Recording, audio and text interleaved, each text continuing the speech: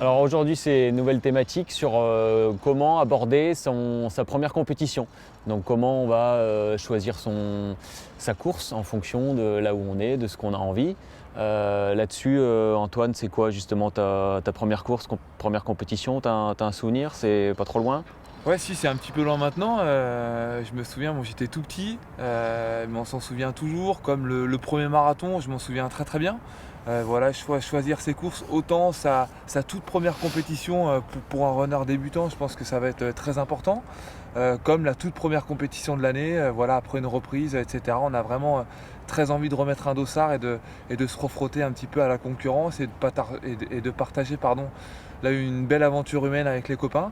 Voilà, c'est toujours un moment privilégié où il faut prendre beaucoup de plaisir, laisser un petit peu la pression de côté. Je sais que c'est facile à dire, mais voilà, essayer vraiment de dissocier les autres, les deux points de vue pour profiter pleinement de sa journée. Donc surtout, voilà, comment on va l'aborder, c'est choisir effectivement en fonction de ses capacités. Donc n'allez pas chercher un marathon si vous n'êtes pas assez entraîné juste pour le défi. Non, ce qui est important, c'est de se faire plaisir sur la course. Donc il y a des courses féminines, il y a des 10 km dans un premier temps. Donc ça, c'est des distances abordables pour la majorité des runners. Et ça, c'est très important. Il y en a qui sont près de chez soi, vous pouvez vous déplacer en famille sur des week-ends. Donc ça c'est bien. Et par contre après prenez le temps, renseignez-vous aussi sur le lieu de la course, le lieu des retraits des dossards, tout ce qu'il y a autour de ça. Donc là-dessus, Antoine, tu peux aussi en parler en tant qu'organisateur, des petits conseils vraiment du terrain.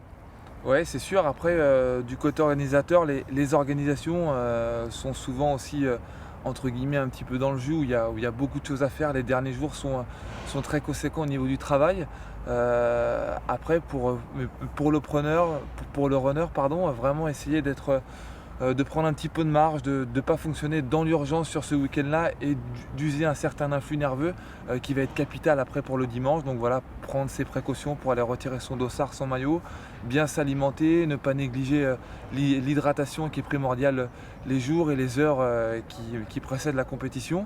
Et voilà, vraiment être digne, entre guillemets, des investissements physiques, professionnels, privés, financiers qu'on va mettre en œuvre mais toutes les semaines de la préparation et pour pouvoir se faire un maximum plaisir et avec beaucoup d'épanouissement et d'accomplissement le jour de l'événement.